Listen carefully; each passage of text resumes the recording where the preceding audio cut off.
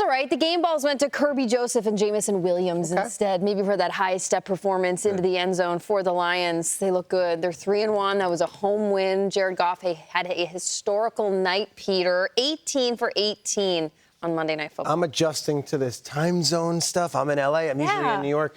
I've got double coffees today. Ooh, that's hot and iced. Wow. Because I was up watching this one.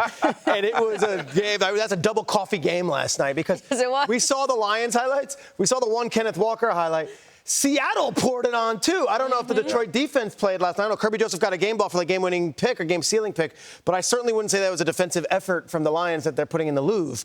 I will say this. I started the show yesterday morning saying, that's the Ravens team that's going to compete for a Super Bowl. Yeah. That's what we expected for this season. The Lions are 3-1 going into their bye. That's the Lions offense that we expected. That's the Lions offense that everyone in America said that's the Super Bowl contender, if not the Super Bowl favorite. Jared Goff was fantastic, 18 of 18. But Ben Johnson, the offensive coordinator, who did not take a head coaching job last offseason, who decided to come back to Detroit, put a masterpiece on as well. Trick plays, and one that Goff said they actually had in the playbook last week. They didn't run it. They've been waiting to run it. They ran it. It was perfect. And, of course, all the different weapons. You saw Montgomery. You saw Laporta. You see Williams. You see Amon-Ra St. Brown. You see Gibbs. Like, they're using all of it. This offense right here that put up 42 points, that's an offense that's going to go to the Super Bowl. Yes, it was their most perfect evening. And, yes, they go into the bye riding high and the whole thing. But that version of the Lions offense, the defense was not good. The defense gave up a lot of yards, and the defense has been better the last few weeks. They still haven't put together the perfect Lions game yet. And I was waiting to see when, okay, this offense that we were seeing last year down the stretch just pour on points, when's it going to come alive? That was it. If you do that week to week, or if you do that in January, we'll be talking about them in February. Yeah, I have to agree with you, P. And, Seattle was missing some of their best pass rushers. They were missing Nwasu, Byron Murphy, Boye Mafe, and Leonard Williams. But offensively for them, to your point, Ryan Grubbs poured it on. This dude was absolutely good. It's going ham offensively for those guys. I'm going to read you these stat lines. You tell me, if you were to walk into this game knowing you're going to have these stats, would you ever think that you lost the game? Look at this. 38 first downs. 34 minutes of time possession, 516 yards, 78 plays, 75% conversion in the red zone, and you go out there and score over 30 points. Listen, I don't know how Seattle lost this game, but I'm just going to say explosive plays were a part of this, okay? The Detroit Lions obviously went out there and took care of business. These guys went ahead and only had 21 first downs out there, and they lit it up defensively. Jim Schwartz put a lot of pressure on Geno Smith. He handled it very well, but they came after this dude 29% of the plays, okay? Seattle had 58 passes out there. These Aaron guys, Glenn, not Jim Schwartz. I'm sorry, not Jim Schwartz. I'm sorry, you're right. No disrespect. Yeah, my ex-teammate Aaron Glenn was out there just pouring it on. Seattle was able to put up a lot of points, but obviously it just wasn't enough. I think they needed more pass rushers to get after Jared Goff. These guys just had too many explosive plays. They did, and one of them was an absolute Picasso. Peter mentioned it. I didn't know the Lions had this in them. I know they threw to an offensive lineman last year, and it was all this controversy. I didn't expect to see Jared Goff catching a touchdown pass last night, but let's just look at this. It's an absolutely perfect time. The blocking all in front. Goff sneaks out. The coverage is almost there, but he catches it. Just a little bit of background.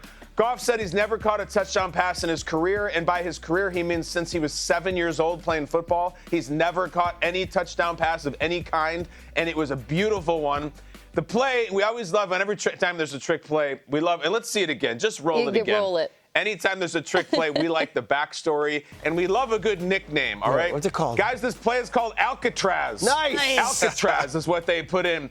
And in typical kind of cool guy, aloof Jared Goff fashion, they're like, oh, cool, Alcatraz. What does that mean? He's like, honestly, I have no idea. I have no idea why it's Alcatraz. I probably should know, but I don't. I can't figure it out. So I don't know, guys. We can maybe put our thinking caps on it. Some sort of escape from a prison. There's a whole bunch of guys over there that look like they're on the rock, and then he's like on a raft going to San Francisco. It would have been better if they ran it against the 49ers in the playoffs, but nice.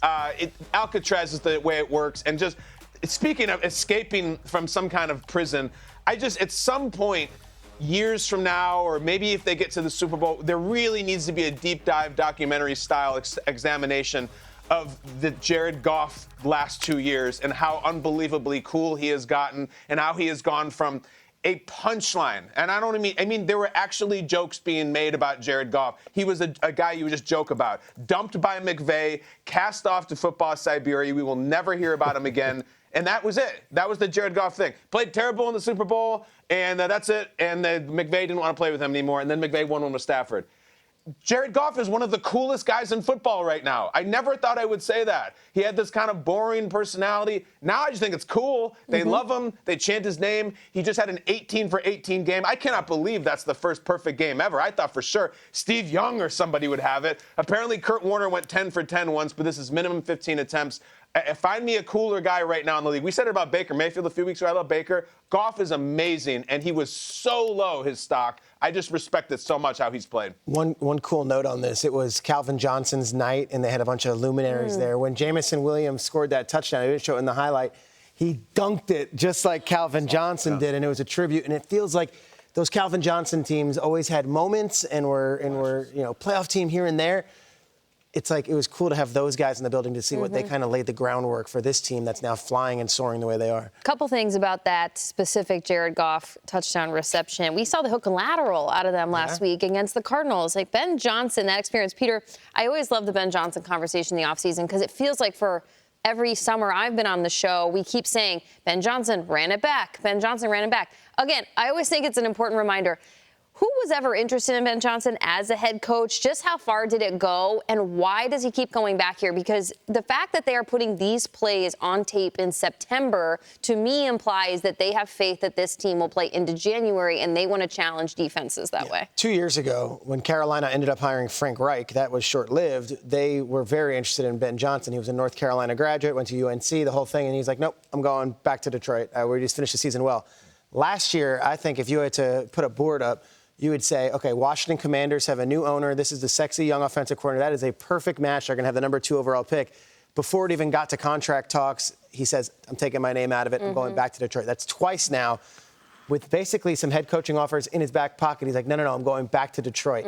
I don't know if you get a third crack at that. Yeah. This feels like the year, and last night was the Picasso. Like, if you're trying to show a new owner what I can bring, it was all that stuff. The trick plays, but also Jared Goff just dialed in 18 for 18.